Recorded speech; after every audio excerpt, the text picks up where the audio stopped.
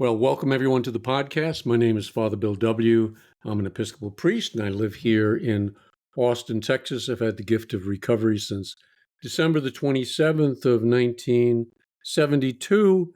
And I think I did the math wrong a couple of weeks ago or last week, can't remember when, but it's coming up, I think it's on 52 years in recovery. I tried to say someone I'm working on 53, but they got mad at me for that. So those AA purists are, maybe they got a point there. Who knows? Anyway, we are doing a series. It's a short series. I think it's just going to be 2 episodes unless we don't get through this one on time. But my guest is Michael T. from outside of Denver, Colorado. And I hope you've listened to the first episode because it's going to make a lot more sense if you go back and listen to that one. Don't just tune in here. But in that first episode, I introduced Michael, and we discussed the influence that the Pioneer program had on him, and perhaps especially the 4 absolutes. I mean, that just registered very deeply in his psyche. Michael felt guided to develop a kind of modern myth, and it took the form of sort of a Marvel comic shape, and that's what we're going to be exploring today. So he kind of laid out the 12-step recovery. He's been in recovery a long time, but he put it into a more modern myth, a science fiction-y kind of myth, but it remains quite true to the basic principles of 12-step recovery. So that's what we're gonna do today. If you have an opportunity to view this on the YouTube channel, I would encourage you to do that because we're going to be delving into some of the artwork that goes along with the story. And it would be very helpful if you can view it on that medium. But if not, don't worry about it. You'll get the gist of it. And we're going to put a link to the booklet that we're going to be reading from. We're going to put a link to that in the show notes. So, Michael, welcome back. Good to have you here again. Thank you, Father Bill. It's good to be here. Okay, now we're going to put our imaginations to work and jump right into this. And maybe before we begin, tell me a little bit about the background to this booklet, why you put it together, how it came about, and then we'll start going through it. Sure. Yeah, as you mentioned, the 4 absolutes, when I was doing some research, really stuck out to me as not just the thing that, was kind of like the progenitor of the AA 12 steps, but also that it really is something that's kind of good for everybody. And, it's meant to be kind of a divine code, if you will, a betterment. I call it the eternal code of goodness. And so as I was going through this process of doing two-way prayer and reading about the 4 absolutes, I had watched a TV show where there was a lady who had made a graphic novel who was also like a working person.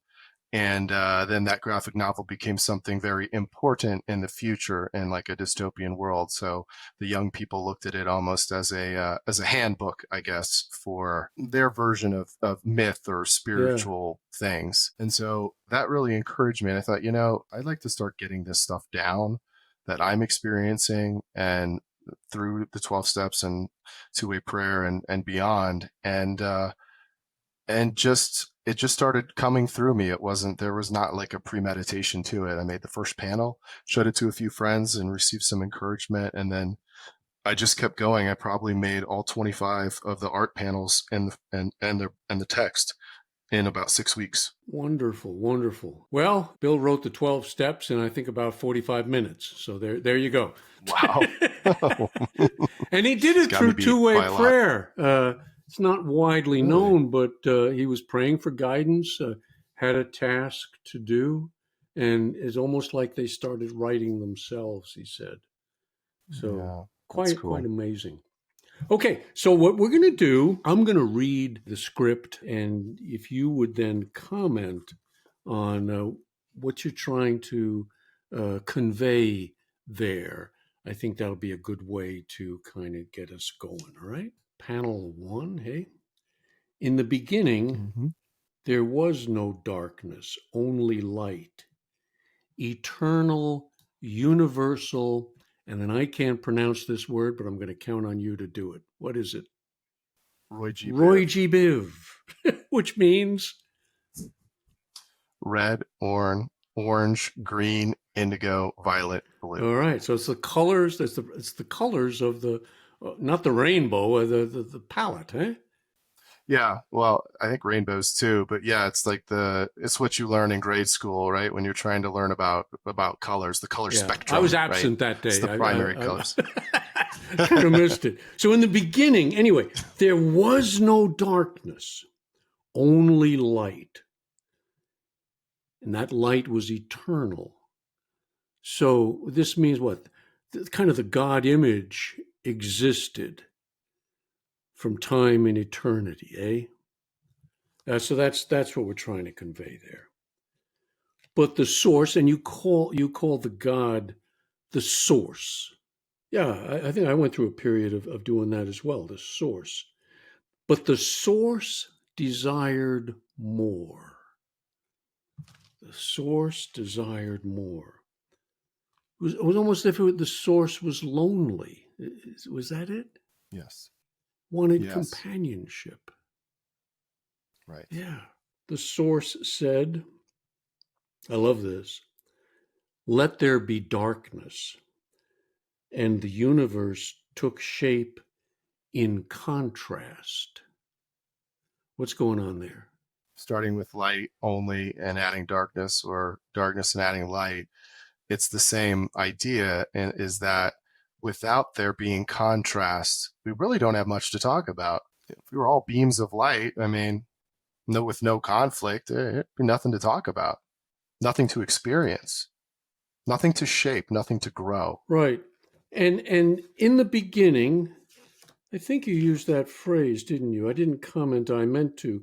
In the beginning, there was this source, and that's the way Genesis begins, in the beginning. That's the way John's gospel begins, in the beginning, so you're starting off the way they started off. How do we explain reality? The big book says the great reality exists within. Right. Well, how do you put that into words, into form, that people can begin to grasp it? And that's what you're trying to do here, eh? Yes, that's right. And it has to have contrast. If it's all light and no darkness, you're not going to see anything. It's blinding light. And I think the other thing, which this is the beginning of this in the writing, but it goes on throughout, is we arrive at the same point, and that's contrast. We just arrive there a little differently. Maybe we kind of have the story a little bit wrong, but we have the basics of it right, but the outcome is still the same. In all sorts of different cultures, there's different stories of creation, but they're all trying to describe how did this thing come to be? How did it come to be? And it's a myth. Yes. It's a story. It's not literal fact. And it changes from culture to culture, and it changes over time. So you're making a more modern conception of this, much like Star Wars is a modern conception of the hero's journey. Yes. So there are basic elements that have to be there, and you put them into your story here. That's right. Nice. Contrast was cool, but the source was lonely and decided to make a new race to be close to. Humans. Yeah. We're the only ones capable of consciousness, capable of being in relationship somewhat, to this source. The big book talks about what? Cosmic consciousness. It's awareness of what it also terms the fourth dimension of existence. There's a linkage between the two. Yes. And I made a painting about this concept, and I on the painting. It's like a big eye. It's called the cosmic eye. And I wrote, this is a spiritual parable you've probably heard, but what we're looking for, we're looking with. What we're looking for, we are looking with. The God seeking part of me is a spark of God wanting to rejoin. I came up with the only original thought I've ever had in my life, uh, which is this. I Well, doubt it. it's pretty true. You cannot be where God is not, but Yes. you can think you are. You Yeah, cannot be where God is not, but you can think you are. It's kind of saying the same thing, isn't it? Yeah, it yeah. You is. can't Yeah, see it because you're in it, and that's right. you want to think you're That's right. separate from it, but that's the start of a lot of trouble, isn't it? It They is. Yeah, it's like a fish saying to another fish, "Hey, have you ever noticed that we're in water all the never time?" going to say You it. know? It's too No. close to them. Too Yeah. close. Now, the story gets a little more complicated here. The source placed a non anatomical code in humans as a failsafe. Even if I could tell you where, you wouldn't understand. So there's a code hidden somewhere in human consciousness, would you say? Yeah. The source named the failsafe the eternal code of goodness. It is composed of four cosmic stones: love, purity, unselfishness, and honesty. These are the four absolutes. Fill that in. I guess I imagined this concept of spirituality, from this more of a science fiction perspective, but that this connection that we have within us, this code of goodness, comes from a place that is real, not like a made up sort of thing. It's real. And it's an actual like ingredient, it's like what's inside, and it's these cosmic stones. So they're eternal. So they exist in the universe as the source of goodness, and they're real. And they've been distilled in a way into like a smaller size, I guess, right? And somehow placed in the human soul or consciousness, if you like, but someplace non-anatomical. In other words, you can't get an MRI or an X-ray and find out where it is, but it's in us. It's there, and that's what I was trying to get at Now, with the that. four absolutes themselves came from Robert Speer, and these were the principles of Jesus, the principles of his life. Who was this guy? If you boil Right, Jesus down to his essence, what was he? He was honest. He was right. pure. He was unselfish. He was loving. Now, this is back in Yes. 1902 or 1905. I always get those two Yeah. mixed up. But when Bookman took a hold of these, he liked them because they were universal principles. They applied not only to Christians, but Buddhists and Hindus and Muslims and people with no faith tradition. And this is the innateness that you're talking about, Michael, I think, eh? That these are in everybody, but they're unrealized in us. We are not completely honest, pure, unselfish, and loving. None of us is, all right? Right. Right. But there's something that tells us, hey, we're going astray because we ain't who we should be. I agree. Yeah, and I think even regardless of your belief in God or higher power or source or any other name for it, there's this idea of evolution. Are we the highest form of what we could be? I think you can ask an atheist that question. Right. It's about this idea of there is a way for us to be better than we are, and I do think that's universal. We are human becomings. Everyone is. Yes, I like that. Everyone is. Yeah, that's You great. know? Right. And this Yes. is the evolution that should be happening with our race, our species, rather, I guess.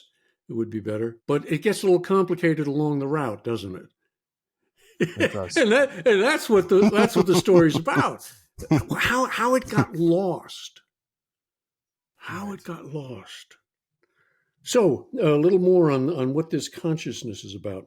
With a strong connection to the source, and that's important. Ancient humans had dominion over all elements on earth, including animals. You're kind of going back to the Eden story.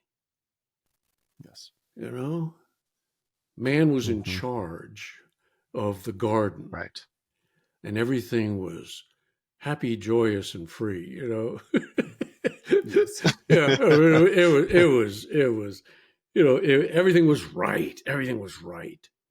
There was a Yes. time. This is Camelot. There was a Right. time when all was well, and then something happens.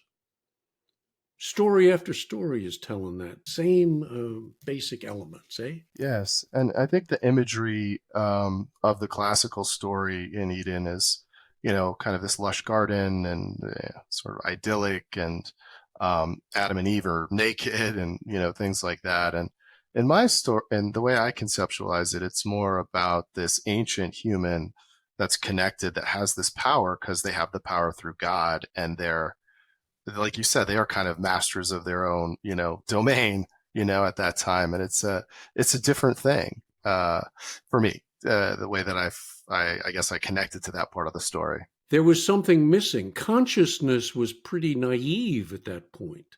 Yes. It was almost like they had to go to the tree. It's almost like you have to screw up to really understand life. Yes. if you're Yes. just good from day one to the end of your days, I don't know. There's got to be a little Yeah. darkness in there, doesn't there? Yeah. I mean, without that, I guess we can't really rise to a higher level, because we've never experienced anything but harmony or peace or right, easy times. Yeah. Exactly. So Very good much like news. Good recovery. news for us. You got to screw up if you're going to get well. That's right. All right, we qualify on that score. That's good. That's good. Definitely. But the darkness did not spread evenly throughout the universe. You're back to the light and darkness. An older race with only red light and rage plotted against the favored luminous humans. Enter evil, huh? Yes. Enter Yes. evil. Jung, in his letter to Bill Wilson, said, it's like there's this evil that stirs within us. How could I call it the devil or evil? People would misunderstand what I'm talking about. When he was dealing with his patient, Roland Hazard, I couldn't name it. But there is something, and that's what you're trying to get to here, is it? That there's something, and it's older than humans. The Bible would call it the devil, Satan, goes by different names. Other traditions have other names for it. But it's like human consciousness is up against something that's bigger than itself. Yes, exactly. And I think I was also hearing you read that thinking it's almost like God's a painter, right? And we think of darkness sort of as like binary, like a light switch. It's light or it's dark. But darkness can be darker. It can gather, it can pool. It's almost liquidy and gooey in the story. And I think it kind of makes me think more of God as this creator, right? That's using these materials. And maybe the older race was something like one of his early experiments. And he's like, didn't work real well. That didn't work out. Screwed up on that one. Tomatoes didn't come out real either. Kind of half done, half not. I like having the humanity in my understanding of God. It helps me connect with God to understand God in that way. If I think of God as some incomprehensible thing, which God really truly is, but it's harder for me to relate emotionally. If I could think of him as a father or a creator, there's something I can understand. The Greeks screwed things up, if I remember my philosophy. God was sort of perfect abstraction. Uh, if you listen to Jung, and if I listen to you, it's in the myth. God has a need for us. It's almost like God is incomplete without humanity. If Yeah. God's going to recognize Right. himself, if he's all light, needs a little darkness, and we provide that. Yeah. We Yes. provide that in creation. That's Yeah. right. In a place too terrible to name, the Reds, that's the darkness, the evil. The Reds used the science of dark matter to make a diabolical weapon. A diabolical weapon. You're in introducing something into the picture, the equation here, that the Reds, the evil, inject. That is sin. Okay, I'm going to go to the next panel. It was made of elements from, I'm going to let you read that one. It was made from elements from the seven, go ahead. 7 interdimensions of nefariousness. It's definitely a tongue It's a twister. tongue twister. You've said it more often than I. Known as sin. So that's an abbreviation. Sin is an abbreviation for the 7 interdimensions of nefariousness. Now, I was thinking about this when I was getting ready for this podcast. I've heard the F bomb dropped in meetings hundreds and hundreds of times, all right? Thousands. I don't think I've ever heard the S bomb dropped. Mm. It's like, we don't go there. We don't talk about that. Now, if you named it the 7 interdimensions of nefariousness, it might get more of a play, huh? Yes. What is sin? What is sin? Right. So, I think of that kind of like the 7 deadly sins as well, sort of playing again on this idea that there are real places or real materials that are composed of these things, whether it's the 4 absolutes or the 7 deadly sins or from that are from the 7 interdimensions of nefariousness. These are elements that really do exist, and they're not human elements, but they affect us and they infect us, or they are our code, but there's like a connection between us and the cosmos and these non-human elements, which we could call spirituality. The old word for it that no one wants to hear anymore is morality. It doesn't really apply very well, but I think spirituality does apply pretty well to the idea of these things. And to me, spirituality has always been about, in its most basic form, connectedness. Am I connected to my source, to use your language here? Is the connection strong or is it weak, almost non-existent? And the meaning of sin, of course, in the biblical sense, is to miss the mark. It's an archery term. Yes. Hey, I shoot the arrow and it misses the mark. Doesn't hit the bullseye.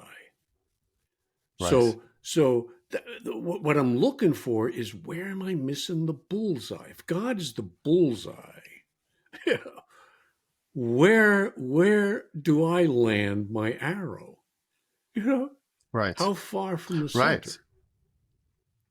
Yeah, and I get, in that sense, it doesn't really matter which of the 7 it is. No.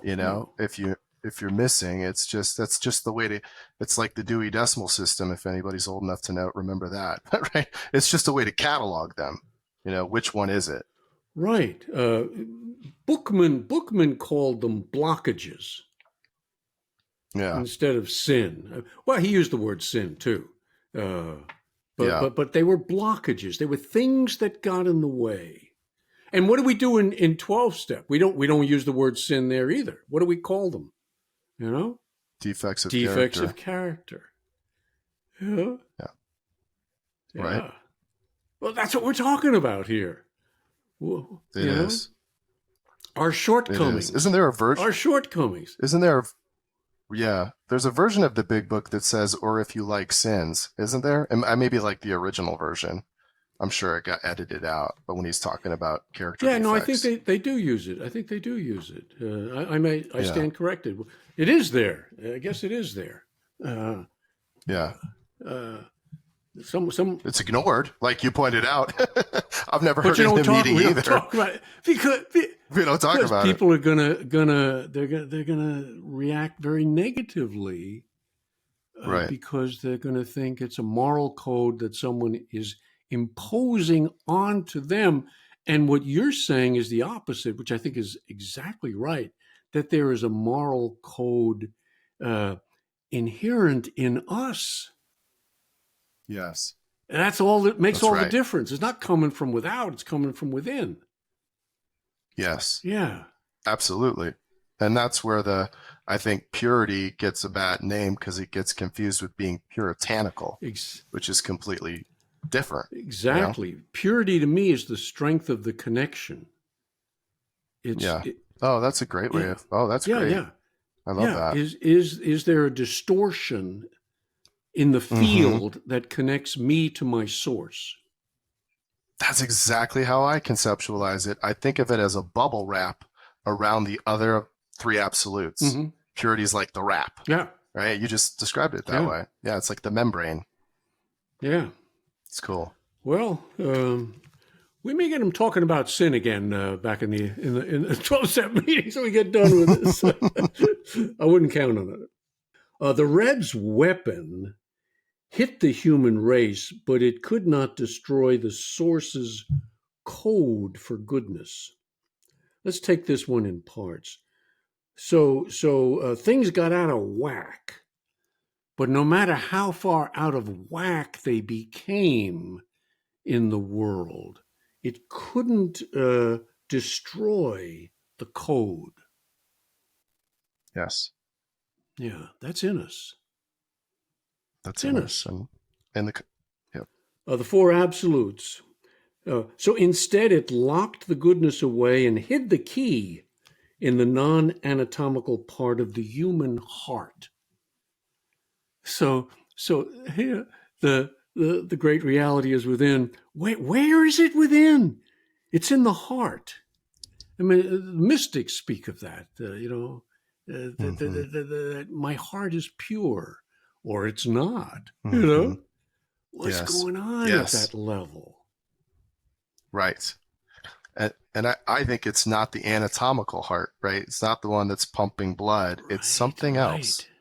But we feel it there. We feel it in that center. But it's not that. No, it's not that. But that's our language for it, hey? But that's our language for it, yeah. Not the third ventricle or whatever those things are. It ain't pumping away. No, right. No. But it's not exactly in our mind. It's at the deepest levels of who we are. Yes. Heart level. Yeah.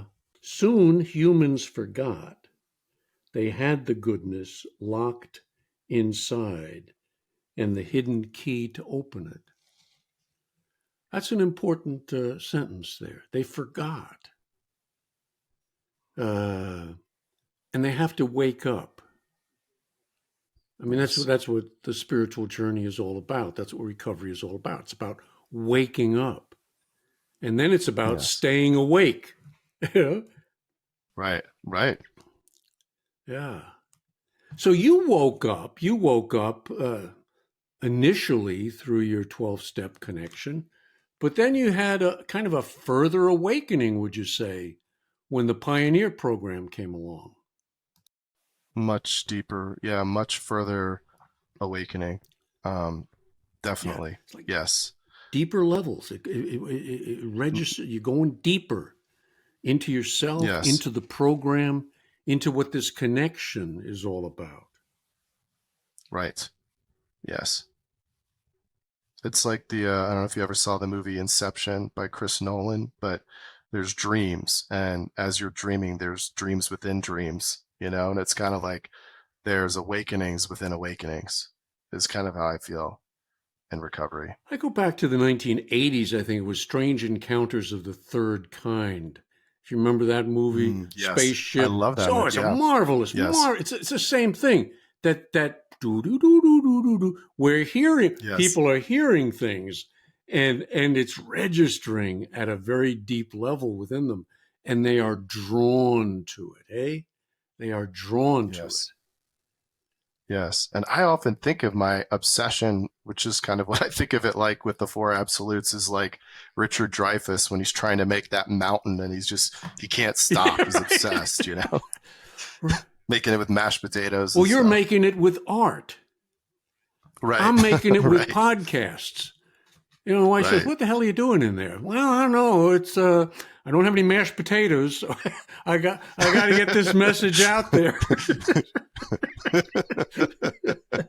That's right. Let's see what we got next. Quickly, the sin virus took hold, and with envy, drove a brother to commit the first murder of his own brother. This act created a wave of bloodshed for all future generations. Woo. This thing is powerful, this sin, We're all capable of murder. Yeah. We each are capable of that. We like to think we're not, but we are. Yeah. I mean, it really runs deep. Eden was real, but much more than a garden. Because of their infection, humans were forced out. So we get thrown out of the garden. Every myth kind of has that. In the Genesis myth, they place an angel there with a sword. You can't come back, Yes. And consciousness is like that. Once you've seen light and darkness, you can't return to a lower level of it, not satisfactorily. You have to go forward. You have to go forward. Yes. That reminds me of people when they say they've been exposed to recovery and you can't have a belly full of booze and a head full of recovery kind of That's idea. exactly right. Yeah. Well said. That's the same thing. I can't return to that.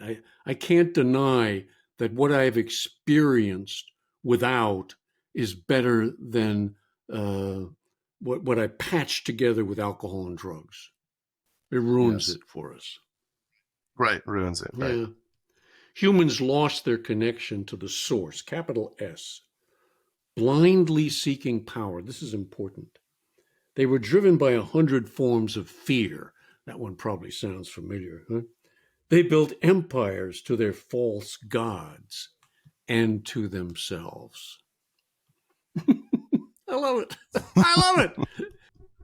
They lost their connection, and they chose instead power. We talk about higher power. Well, many of us settle for a lower power. And that's what you're naming here, hey? Empires of their false gods. So you go chasing money, power, sex, religion. We make other things into God. It's not going to work. And to themselves, I think, is getting at this idea of playing God. Yes. When we pretend to be God. That's right. Or act like we are God. Yeah, it's either external or it's internal. If it's external, it's a thing that I'm putting all my power into or looking for it to come from. Or it's egotism, blown up. Yeah. Selfishness, self-centeredness. That we think is the root of our trouble. 100 different forms of this thing. But it's all the same stuff. Yes. Yeah. It's all getting that relationship right or wrong. Yeah. Right. That's it. I'm catching on here. Maybe not too old, teach this dog a few new tricks, eh? Other advanced civilizations taught humanity in the hope of evolving them out of the sin virus. At first, the alien intervention worked, and for some time, humanity flourished from the outworld technology until the advancements unfortunately also grew the sin virus, and Earth skies burned in terrestrial and ethereal war fires. Ooh, now you're getting a little science fiction-y on me here. Okay, so I'll turn this one over to you. So, what's happening in these two panels? Well, I mean, I think part of this is this idea of ancient civilizations being more advanced than, in fact, we are today. I mean, the way that, the Polynesians could navigate waters just using the ripples of waves and the stars and things floating in the water and all these things are so much more advanced than what we have instruments and these things. But when these things fail us, we're really lost, right? The Egyptians were very advanced, and we still don't know what the pyramids were really for. I mean, they had these underground places where it looks like they were sound chambers for healing, and just, I guess, a lot of stuff in the ancient world is pretty unexplainable. And some of it seems advanced, at least compared to our understanding of the world today, which is through a very limited lens. The ancients understood the world from the heavens above and the earth below, and they tracked the stars, and they could say, well, we're going to look at this rock, and when the stars are here above these rocks, this means something or does something. They just had a different understanding. And so I was kind of like, where did that come from? And what if it came from somewhere else where they were trying to help out? They were more connected to the earth, huh? Yes. They're more grounded.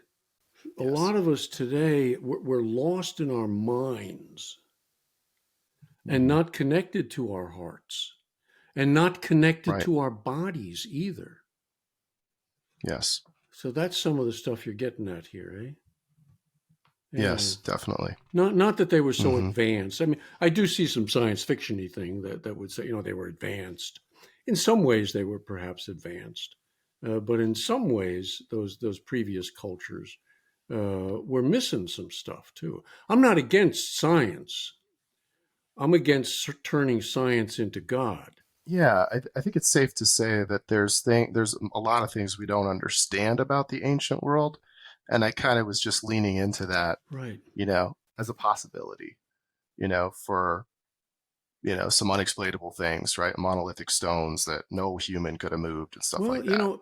I've watched a lot of Ancient Aliens. Yeah. That might be why. That's your thing. And Jung did some stuff on UFOs. I mean, back in the 50s and such, there was like, what's going on? And my God, they're doing that right now over New Jersey, aren't they? Yeah. Right? Yes, what's going on there? Yep. Yeah. Who knows? Humans now had access. Oh, now this is important.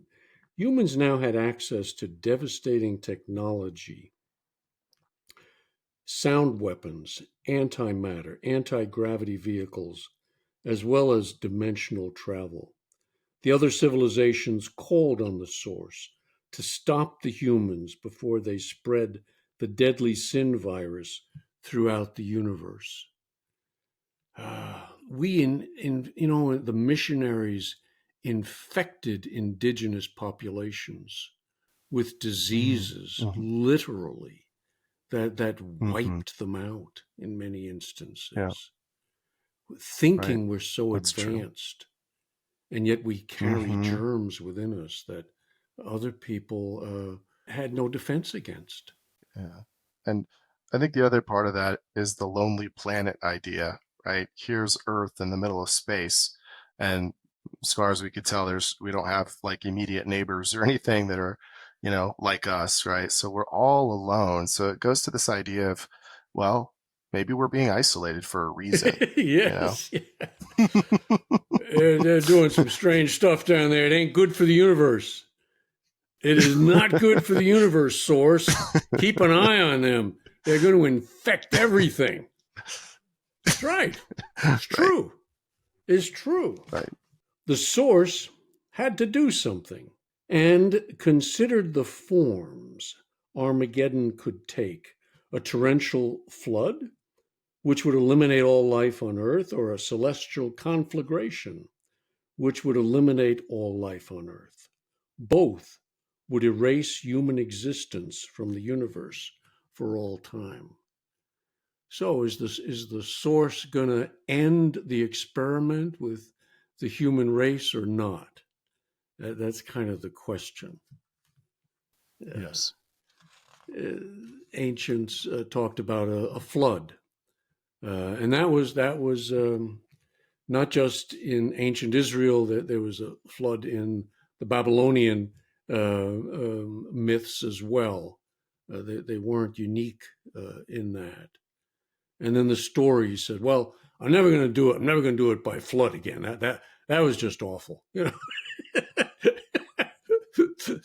Right. So it's this Right. dialogue Right. going on between you, the human species, and the Creator. You know, I mean, that's what Yes. the Bible is about, isn't it? It's the evolution of that, and it's very primitive in some instances, you know, and hopefully it's moving forward.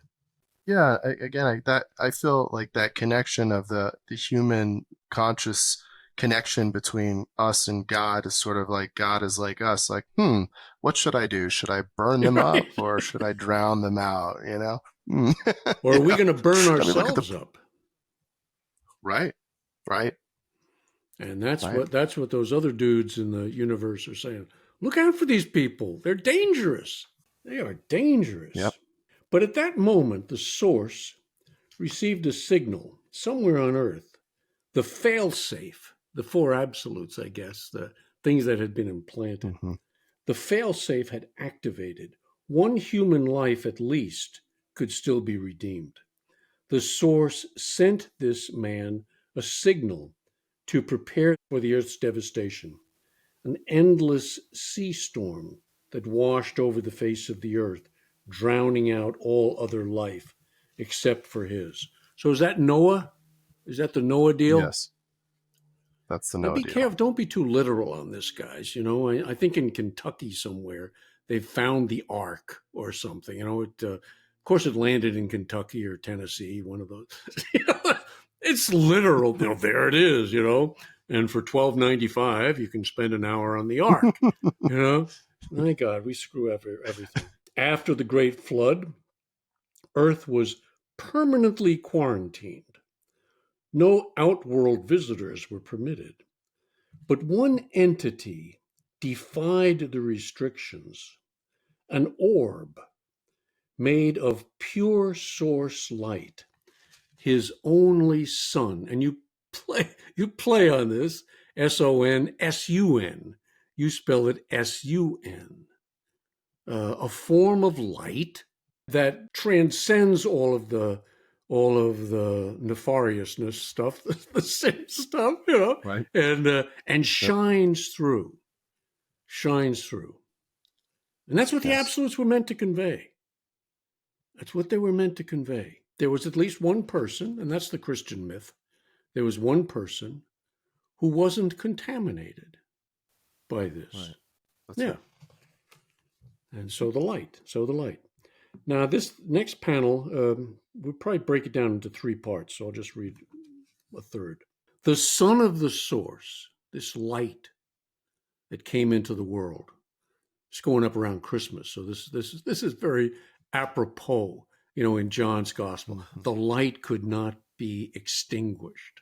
That's what it says, you know. It wouldn't go out. It wouldn't go out. The son of the source came to earth and took human form. He taught how to unlock the four absolutes. He taught them to redeem their world and to rejoin their brothers and sisters of the universe. That's what you're getting at. You do have a Yes. cross, I notice, in each one of your panels, up in usually the left-hand corner. Mm-hmm. It's a cross. It's a light that won't go out. It's a Yeah. light that won't go out. That shines in everybody. Yes. And the humanity again of the idea of the Christ figure and the form of this, son, S-U-N, defying his father just feels so much more human. Yeah. I'm a parent, right? But like, don't go there. I'm going there. Right. Right. I'm going to help them. I feel for them. You can't just leave them there. Yeah. Yeah. But things on earth don't always go according to plan. In his mortal form, the Son, S-U-N, perished far too soon to bring the promise of the four absolutes to all mankind. But the messenger, I love this, the messenger had become the message, a beacon of the source's eternal light. Now, the fundamentalists out there, don't go crazy. I mean, this is a story. This is a myth that Michael is writing in modern language to convey some basic truths that we have lost sight of. Am I right on that? Hey, Yes, I feel it is. So for sure. the messenger had become the message. Can you say more about that? Absolutely. I think it kind of goes back to the four absolute discussion again as well in Robert Speer. And there were two things about, him relating Christ to the four absolutes. One is the life that he lived, and then the other is the Sermon on the Mount. But the life that he lived is the message, right? So the messenger that was sent lived and died, and that became the message. And that attracts us. I mean, I remember reading that Gandhi said he read John's Gospel every day of his life, read selections from it.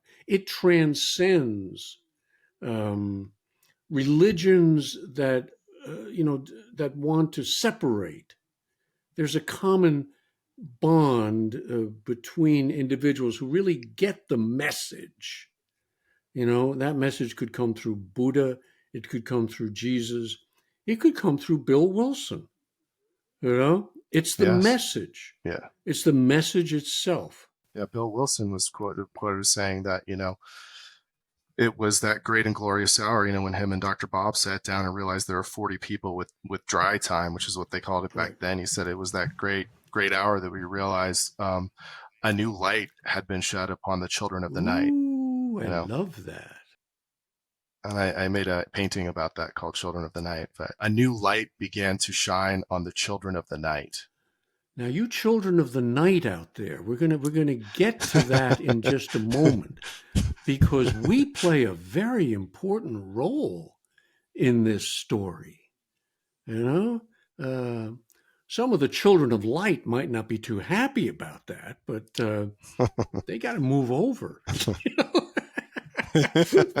The sin virus would take its toll on humanity, and emissaries of the source would come and go. I love that.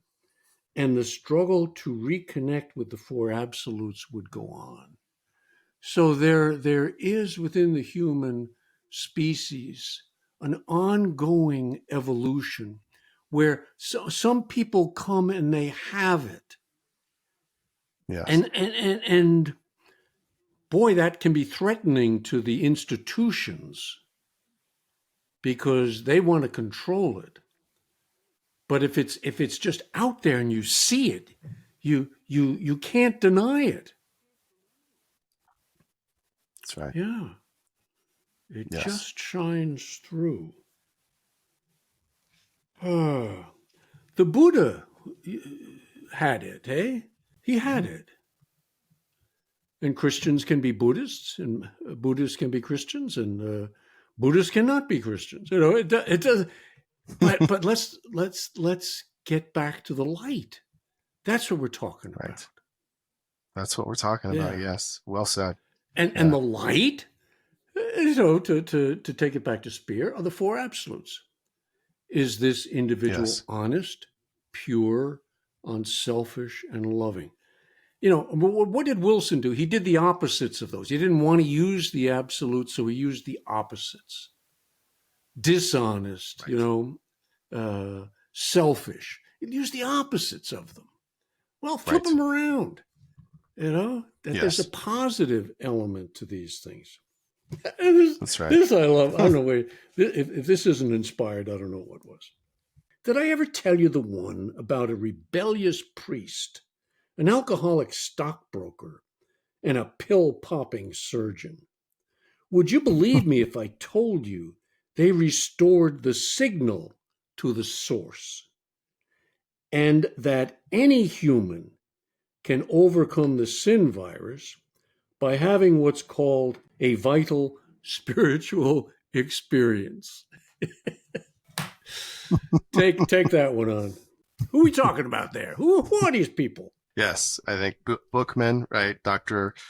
Bob and Bill Wilson, founders of AA, and then the Oxford group. The Oxford, yeah, yeah.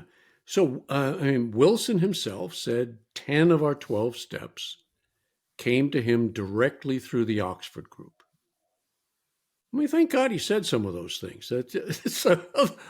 Otherwise, we just dismiss them, and yet, if we will dig into them, I think we're going to find the source of great power.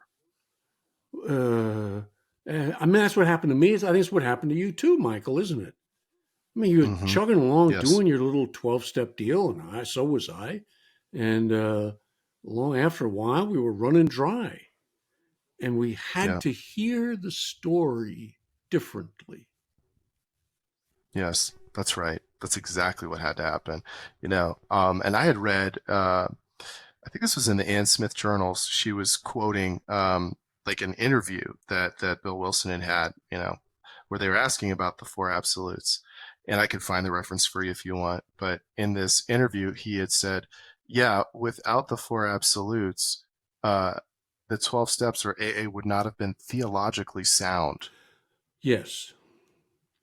Which I thought was really interesting because that, could get people fired up, right? In a lot of meetings using those two words together, theology and AA, but it makes all the sense in the world.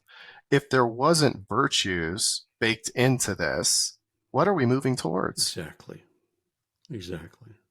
But who on earth would be willing to make such a radical change? Ironically, it turns out that humanity's last hope to avert total annihilation lies in the hands of the most desperate souls of human society. Hang on, guys. Alcoholics, addicts, criminals, those without any hope beyond earthly help. It's the mother of all long shots. I love it. Yeah.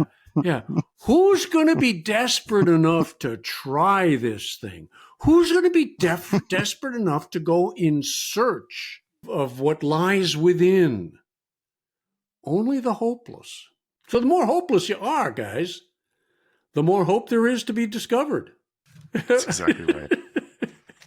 It's the deep irony, right? It's a deep irony. I always wanted to end a lecture, to the patients when I was running the treatment center. And you guys, you're all hopeless. And then I'd leave. Couldn't do it, but I sure wanted to. It must have been that nefariousness in me or something. So, but it takes that shock. It does take that shock. And you make that point really beautifully, I think, in this. It's the mother of all long shots. Yes. So it isn't by being so good. It's by being so needy that opens us up to deeper layers of goodness that reside within each of us. And I think in that way, in my universe, in the Shadow Angels universe, compared to other Marvel or DC, the superpower, if you will, everybody has. Yeah, that's right. Right? We all have it. It's like Superman is an alien and, blah, blah, blah. Other people are born with things or have accidents and become like Ant-Man or whatever. But, we all have this inside of us. We all have the capability to become the heroes of our own lives in this spiritual way. We're the only ones who can. And it doesn't take everybody getting it. Everybody's not going to get it. Right. I mean, you got to face that out there. I mean, if your goal is to become like the group, I don't know. The group usually doesn't get it. Yeah. It's a very limited number of people. Jung said that. St. Ignatius, the founder of the Jesuits, I came across a quote by him just recently. He said, "Give me 12 men who really get it, and I'll change the world." It's not an exact quote, but it's pretty close. Just give me a few who really get it. And Jung said the same thing. Give me a few who can advance consciousness. And those people are in 12-step recovery. I've met them. I have met them. And there is a light that shines from them. Yes. It shines from them. And then when we say, I want what they've got, that's what we're talking about. Yeah. And as I see the story evolving in the universe, really the characters are seeking these people, find the best example on earth, find these people, these four absolute representations, if you will, right? And I'd like the people that are into the comic to do the same thing in their lives and share that, like, who are these people and what are they doing and what is it that you see in them?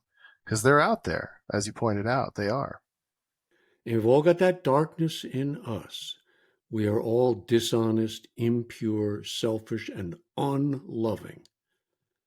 People tell me, well, I don't know what to pray for when I do my two-way prayer in the morning. I don't know what to pray for. I've been doing this thing for 3 months. I've kind of mastered it, they say. Don't have anything to ask for. What should I ask?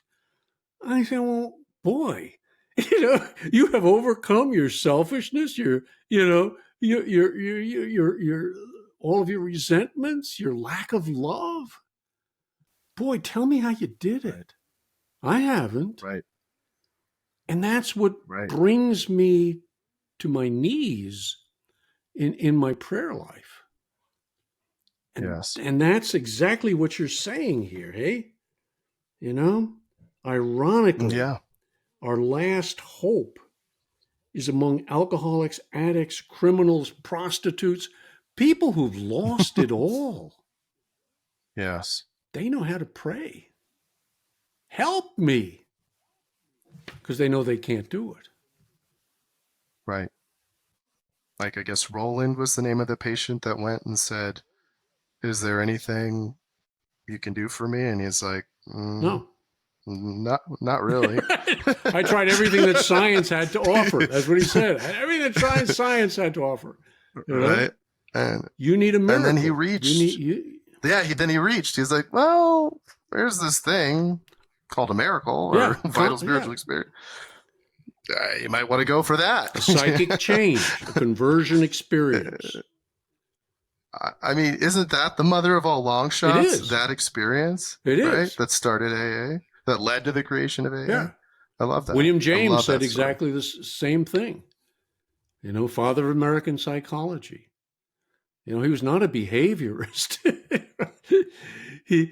He's getting at the same thing that you're getting at here, Michael, in different language. But it's the same message. That thing is in us. It's covered over by a load of crap. We got to dig through that crap. And the digging can be quite quick or it can be slow. Doesn't matter. It goes both ways, But it's the same process. It's finding that light within. And I think being in recovery helped me understand that I'm not inherently bad. Right. Right. And, religion kind of can come across that way. You're inherently bad, try to be good. No, I'm inherently good. I've learned to be bad. Right. And that bad is covering up the light that's within me. Yes, exactly. Yeah. Right? Now reveal that light to me. That just makes more sense to me. Absolutely. Than a creator making something that has, this, hopelessness to it, right? It got a couple of really wonderful lines. I think this is the last piece of copywriting here. Yeah. Desperation is a map, you say. It leads to the spiritual key of willingness that unlocks humans from the sin virus so that they may rejoin their brothers and sisters in the universe. The key of willingness. That's it, isn't it? Am I willing to go to any length? That's what a guy asked me when I came back to the program after a relapse. He said, "Are you willing to go to any lengths?" And at that moment, Michael, I was. 2 or 3 days before, probably not. 2 or 3 days later, would have put the pieces back together again. At that moment, I was. Then he told me what to do. And I did it. I was willing to do it. I had that sense as well, like that it was a portal or a window that opened or door. And if I went through it, I could. And if I didn't, it might disappear. And I think that gets to the idea of desperation being a map. Right. And we're like, where do I go? What do I do? Being so desperate and then finding a place to go and then using the key. But if you don't use the key, I do believe the place can just disappear. Yes. And maybe not reappear, or maybe it will, but it's not. And you say the key is willingness. So let's talk about that. The key is willingness. I mean, a guy told me years ago, 52 years ago, the purpose of the will is to be willing. So it's almost like I'm either willing, rightly related to my source, or I'm not. It's one or the other. And that key, it has to unlock it.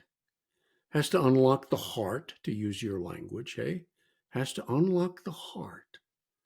And what is the key? It's willingness to do what? To turn my will over to the source. What is your will for me? You created a little emblem, shall we say, of the four absolutes, the four pillars, columns, whatever you want to call them. But then you have Latin over like a coat of arms. Right. Fiat voluntas tua. What is that? Okay. That's on the bottom. He's holding up his emblem. Put that on our flight jackets here. That's right. There you go. That's very good. Fiat voluntas tua. What does that mean? Translate? That is Latin for "Thy will be done." Thy will be done. There's the key. That's the key of willingness. That's what it sounds like. That's what unlocks it. Yes. Thy will, not mine, be done. My will is for this to happen, that to happen. My will is for your will to happen. Whoa. That's right. We let go absolutely. There's been times in my 23 years where on certain issues or certain things I'm working on, I've had to pray for the willingness to be willing. The willingness to be willing. That's right. The willingness to be willing. Because that is a spiritual gift of itself, isn't it? Willingness. Right. I can't give that to somebody else. And it's not always there. It's not always there. But the times when I recognize that it's not there, that's a little progress. Yes, it is. It's a lot of progress, right? That's right. Scotchisness. That's it. Yeah. That's it. Boy, I'm stuck here, right? Right. Instead of just being stuck. That's right. I am stuck. Right. I am stuck. Well, Michael, can't thank you enough. It's a pleasure. I knew this was going to be a bit of a risk, but we went to the edge of the universe, and there you were. And I said, no, Michael's going to do great with this. And you did. You did. I know it's weird, but just like if you hear the story in another religion, theirs is going to sound weird. If they hear yours is going to sound weird. If we put it into modern language, it's going to sound weird. but the basic element is exactly the same. And it's what we have to cut through, and we need new language to do it. We need new images to do it. If the old images have gone stale, then we've got to reinvent them. Maybe from generation to generation, they have to be reinvented. So, yes, and they're all actionable items, right? The four absolutes are all things that you can show and demonstrate by doing something or not doing something. that's one of the things that's what I do each morning in my two-way prayer. Look for specific guidance to call so-and-so, read so and such, do something, action items. And I limit myself to 5 or 6. It's all that I can handle usually. But I write those down, and then I look the next day. Did I do those things? Otherwise, I'm just, blowing hot air, Yes. But if this is God's will for me, to call Michael and say, how you doing today? I do it or I don't do it. Do it or I don't do it. Right. Actionable. That's it. Yeah. Actionable. Yeah, they're not just a belief-based thing. Like, well, I believe that these are good. Right. It doesn't change anything. Did you do it or not? And you were asked to do art, which was not your deal. Yes. No, not at your all. Your mother said you're a lousy artist. We hope you don't have to earn your living on this thing. And you're still not. And I'm still not. I am still not. But this is the higher calling of this stuff, right? It's not about me. It's not about the Michael Thomas life, career path. It's really about this. If this connects with one person who's like, like you said, the guy with the force, like, I couldn't believe all this other stuff, but when this guy was talking about possibility of ancient aliens, I was like, I'm in.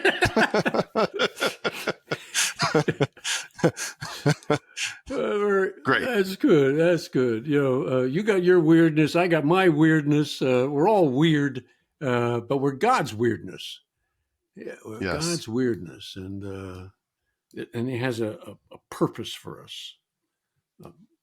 Purpose. We have to find that purpose, that meaning to life. My life, not the meaning of life. That was one of the most important things I ever learned. I used to sit in the bars till 2:00 in the morning. What is the meaning of life? Guy said, you'll never understand that. You have to change your question. What is the meaning of your life? Right. That's different. Then you got the courage to go and live it. Yeah, I mean, it to me, it's so great to have this answer. If it's like, well, what is the purpose of your life, or what is your plan, or whatever? It's like to do God's will. Yeah, it's pretty simple. That's it. I don't know what it is. I have to ask for it on a daily, moment by moment basis, but it comes when I do. Not always all at once, but it does come. That's right, and that's it. That is the purpose of my life. That's it. And I do it or I don't. I do it or I don't. It's our choice. It's our choice. Mm-hmm. And that gets us back to the will, isn't it? Purpose of the will is to be willing. So, well, Michael, I can't thank you enough. I don't think I've had more fun in a long, long time, which tells you the status of my life. It's but I just love this stuff. I just love it. And if we can make it simpler, and in a crazy sort of way, I hope that is what we have done.